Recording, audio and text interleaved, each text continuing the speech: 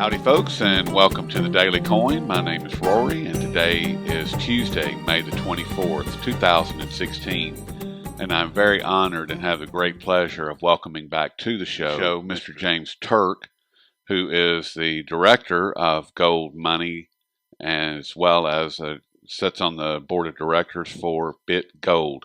How are you doing today, James? Yeah, I'm pretty good, Rory. How are you? I'm doing all right, and I really greatly appreciate your time today. Sorry. Josh Crum last week wrote an article for BitGold, and it's called Gold Money Launches Gold Payroll, Gold Payout. And this new technology that you guys are introducing to the world ties into an article that I wrote 2 years ago this month, actually, James, called Breaking Away from the System. And the gist of that article was the banking cabal really doesn't care about how much gold is in a vault or how much gold that an individual acquires. They are only concerned when it gets in motion, when the gold is actually out there in circulation. And I challenged the readers, especially the small business owners, to make an attempt or at least consider accepting gold as payment. And now what you guys are doing is making that possible. And so now we can start moving back towards taking back our human sovereignty that gold assures us. And I wanted to give you an opportunity to explain how gold payroll and gold payout works and how it ties into our human sovereignty. Yeah, I agree with your article, Rory. When it comes down to money, there are basically two things you can do with it. You can either save it or you can spend it. And what we do what people generally do with gold is they just generally save it. They accumulate it. There are a few places in the world up till now where gold does circulate as currency. For example, in Vietnam, if you want to buy real estate, the purchases are normally paid in gold. In Turkey, if you want to rent space in the bazaar to sell your goods, you normally pay for your rent in terms of gold. But other than that, up until now, gold doesn't really circulate that much as currency. And there are a number of reasons for that. There are obviously regulatory issues. There are also just a matter of convenience. And it's also just a matter of, people would rather spend the fiat currency and save the strong currency. It's sort of, part of Gresham's law that bad currency drives good currency out of circulation. But the key to gold is when you actually digitalize it, which is what we've done in gold money. You can use it as currency as conveniently, actually even more conveniently than you would a national currency.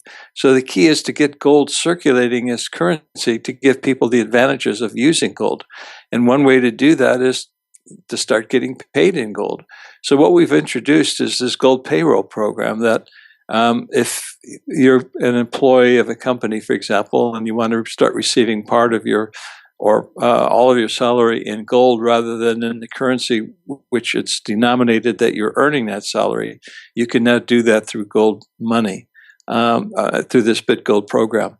So we think it's going to be something that will be particularly well received by people who are initially working in mining companies or consultants to mining companies, particularly if you're in far reaches of the world, and where a lot of mines are located or where you're doing exploration work, and the local currency there may not be that convenient.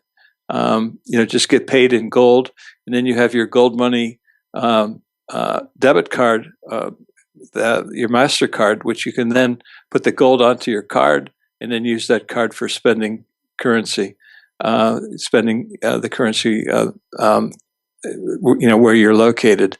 So we are purchasing goods and services where you're located with that particular card. So we think this is just another step of what we aim to do to make gold, again, circulate as currency, not just in a country, but globally cross-border, which is where it's really efficient, low cost, and a safe way of making global payments.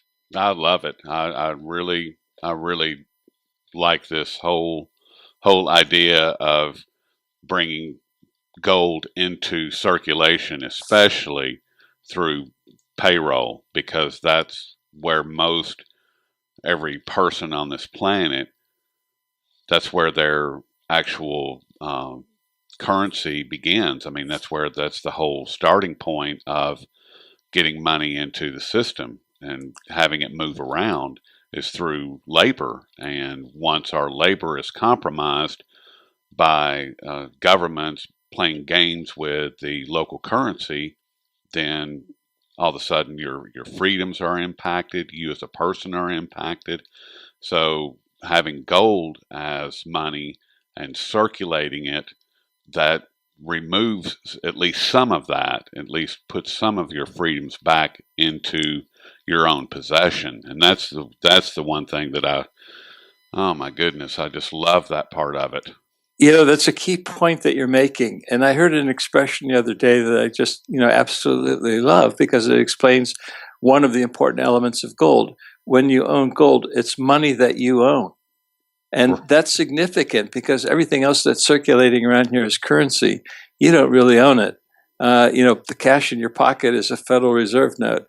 The money you have in your checking account is a liability of the bank where that money is deposited. But when you own physical gold, whether you have it in the form of coins that you store at home or whether you have it stored in a vault professionally like we do in Gold Money, it's money that you own. And when you own something, that's what ties into the liberty and freedom point that you're talking about. You're not contingent upon or dependent upon someone else's ability to make good on that money when you want to spend it. It is gold with its 5,000-year track record as use as money.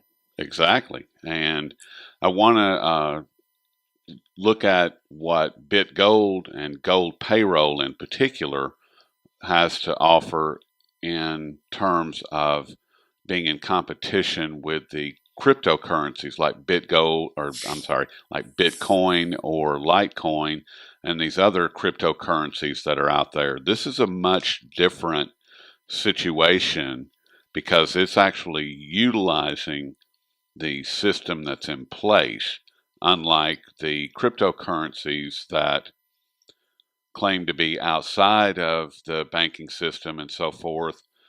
I, I personally don't care too much for them, but that's a story for another day. Yeah, there are a couple fundamental points here that I think are important for your listeners to understand. BitGold does not use the technology that Bitcoin has developed. It's not a distributed ledger or anything like that. But more fundamentally, both Bitcoin and BitGold are outside of the banking system, but Bitcoin is also outside of the regulatory system. BitGold is within the regulatory system. And that's an important element. So, what we're doing in BitGold and for that matter, Gold Money, we are regulated entities and we're operating within the regulatory system. Which is a big deal. And it means that, we're not a target like Bitcoin has become. Bitcoin has become a target because governments don't like things that they don't control or regulate. One of the things that concerns me more than anything about the cryptocurrencies is the blockchain technology, and Blythe Masters, who we all know and love, was the brainchild or the mother of derivatives, and she was with J.P. Morgan for a long time. She's now with another member of the banking cabal, and she is tasked with developing a cryptocurrency for this bank. And once the banks get a hold of it, then it's game over. I mean, it's just becomes another part of their fiat currency, and all the manipulation, the rigging, the everything that goes with the fiat currencies is all going to be in place. I don't know that to be true, but it would seem to be headed in that direction. And that's my biggest concern with cryptocurrencies versus what you guys are doing with BitGold.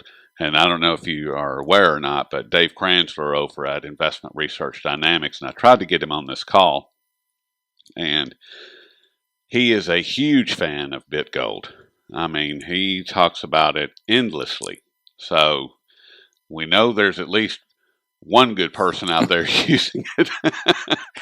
Well, we have we're approaching now 1 million users. A million users. Yeah, there are a lot of Wow. good people out there. And the interesting thing about this, Rory, is that most of the people that are opening accounts and buying gold through BitGold, they've never bought gold before. They just want something that's convenient, low cost, safe, easy to use with their PC or with their mobile phone to make global cross-border transfers conveniently. So, I mean, it's introducing people to gold that aren't gold bugs. They just want to use gold as a form of currency. And it sort of touches upon the point that you're making about, cryptocurrencies.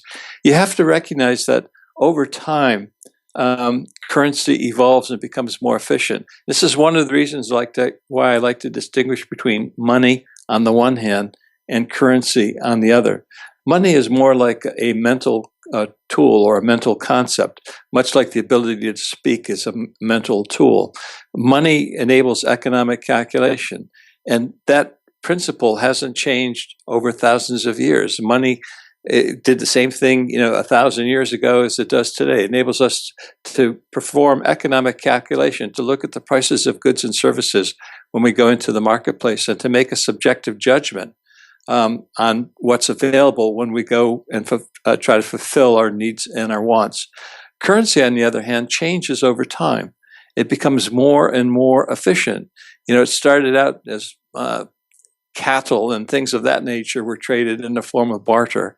And then eventually the market in prehistory realized that gold and silver had unique advantages and was accepted by everybody. It didn't deteriorate. Gold doesn't entropy. It doesn't get destroyed. You can't destroy an ounce of gold, etc. And eventually, gold emerged as that form of money. And up until 1694, currency was a tangible asset. So when you bought something, a bushel of wheat, you would pay for it with gold or silver. And so you had a tangible asset, a bushel of wheat being exchanged for another tangible asset, which was a gold or silver coin that you used to pay for it. But in 1694, that all changed when the Bank of England was created and started using banknotes. The idea was that gold was too valuable to circulate hand to hand because it would wear out, or was a little bit inconvenient because it was heavy, and et cetera. So these banknotes started circulating as a money substitute in place of gold itself. And where we are today is, currency continued to evolve. That creation of a banknote was a technological innovation. The creation of checking accounts was a technological innovation. Wire transfers were a technological innovation. Plastic cards were another innovation to make currency circulate more efficiently. And with the internet and online commerce now available, digital currencies are another innovation, and there are different types of digital currencies. There are the cryptocurrencies like Bitcoin and Litecoin and some of the others. And then there's a digital gold currency, which is what gold money and BitGold are all about. It's a form of gold currency, but it's not a coin that you're actually using. It's a digital weight that you're transferring from one person to another. The gold stays in the vault, and ownership changes the instant you click it from you to someone else. So going back to that Bank of England model, what they did, the Bank of England did, is you put the gold in the vault and they gave you a piece of paper called the banknote, a cash currency. What gold money and BitGold do is you put the gold in the vault. You continue to own that gold. You don't transfer title to the bank where you deposit it. You're not putting it in a bank. You're putting it in Brinks or Loomis or a private storage company that's whose business is storing precious metals, not lending or doing any other type of banking transactions. So what the digital gold currency is basically the gold stays in the vault. You own it at all times, and when you're ready to spend it, you click some gold from your account to someone else's account. But I want to make one thing clear. This is not yet available in the United States. It's available throughout the world. Well, I shouldn't say that because it's not available in North Korea either. But other than the United States, North Korea, digital gold currency is essentially available for use. which is awesome. And I want to ask you one last question about gold payroll. Say I get paid, $1,000 a week. That's my pay, and I opt to get $1,000 added to my BitGold, my gold payroll, and gold is currently around 1250 an ounce. Say it goes up to 1500 an ounce. How does that affect my pay or what is in my uh, gold payroll account? Yeah. The way it would work is basically the moment that you receive $1,000 worth of gold, you no longer have dollars, you actually have gold. So if the gold's exchange rate to the dollar, or what we call its price, were to rise, uh, you now have more purchasing power than if you were holding dollars. Conversely, if gold's exchange rate to the dollar were to fall, or in other words, if the price of gold were to fall, you would now have less purchasing power than if you were to hold dollars. So it's a question of, when you get paid, there are different ways you can get paid. You used to be able to get paid in cash currency. Most pay is now done through deposit into the banking system, but you're still earning $1,000 worth of units, but instead of being paid to you in dollars, it's being paid to you in gold added to your BitGold account. Nice. So I can actually earn a raise without doing any extra work. Well, in the sense that the gold price goes up over long periods of time. Since the Federal Reserve was created 100 years ago, when gold was $20.67 an ounce, it's been a one-way street. It's not been all up because there have been ups and downs, which is the way markets work. But what that's reflected over the past 100 years is the fact that the dollar is losing purchasing power. And there are a variety of different examples for this. Back in 1950, the price of crude oil, if you look at it in terms of gold, an ounce of gold today buys the same amount of crude oil it did, 50, 60 years ago. The ounce of gold buys the same amount of commodities it did 100 years ago. So it's not that gold's price is going up or that wealth is being created. It's the purchasing power of the dollar is going down. So what's really happening here is that when the gold price goes up, purchasing power is moving from the hands of people who own dollars to the hands of people who own gold. And when it comes to protecting your labor and what you earn as a result of your labor, gold is the best way to do that. And not only can you save gold, which is traditionally what people have been doing, but with gold money and BitGold, you can now actually start earning gold and spending gold, which I think is going to be an important development for the years ahead. I couldn't agree more. Like I said, from my perspective, the Federal Reserve and the European Central Bank, those two in particular, they could care less about how much gold you have. They really don't. They could care less, in my opinion, because the gold that you have is just sitting there. It's not doing anything, and you're still using your fiat currency that they issue, that they own, and you're still using that. So what do they care that you've got, 10 ounces of gold or 100 ounces of gold? They don't care. Yeah, you hit the key point again. It's money that they create and effectively they own and they control.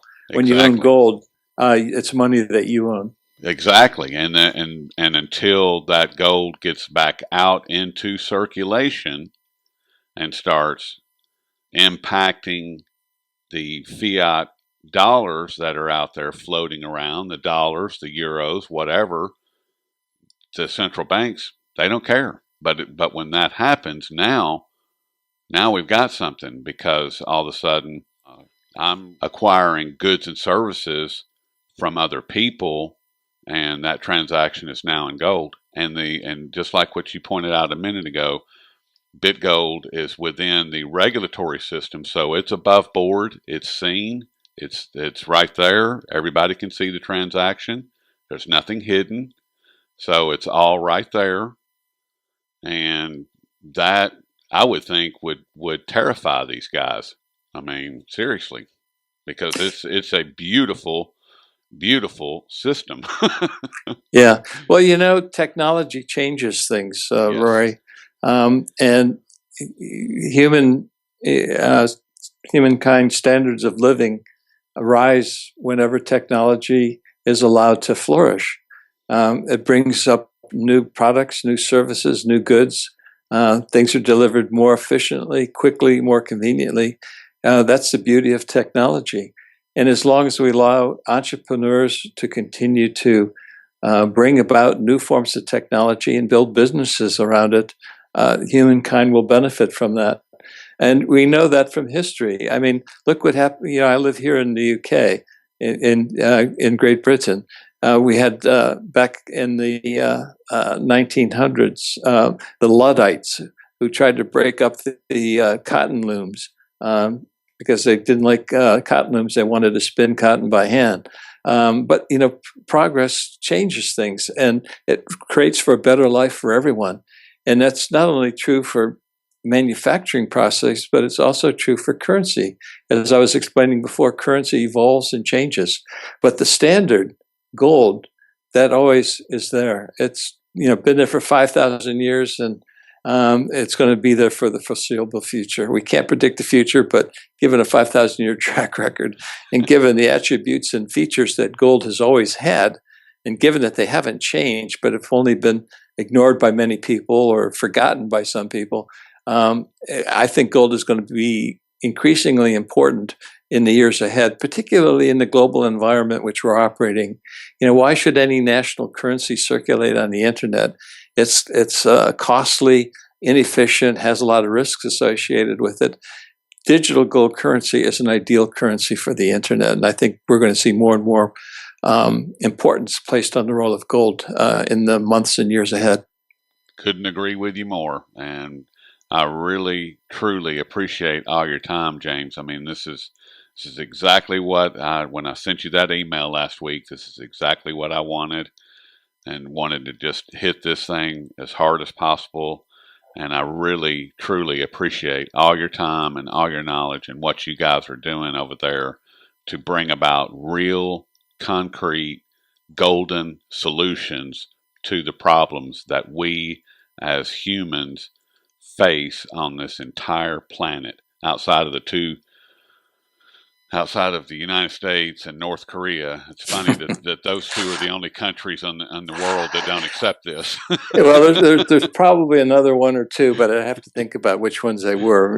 Maybe we wouldn't. Maybe Cuba is off the not possible yet as well. But what hopefully the U.S. the regulatory environment there will be improving so that they accept this new technology.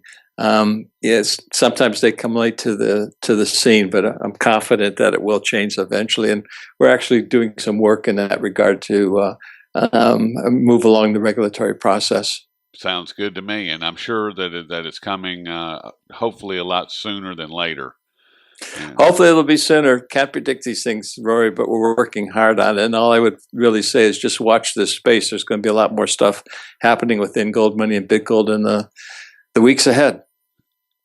looking forward to it. James, Great. once again, and you can find all of James, you can find all the information about BitGold at bitgold.com, and lots of information regarding gold money at goldmoney.com. James, have yourself a lovely evening, and I will talk with you soon, my friend. Okay, thanks, Rory. It's always great to be with you. All right.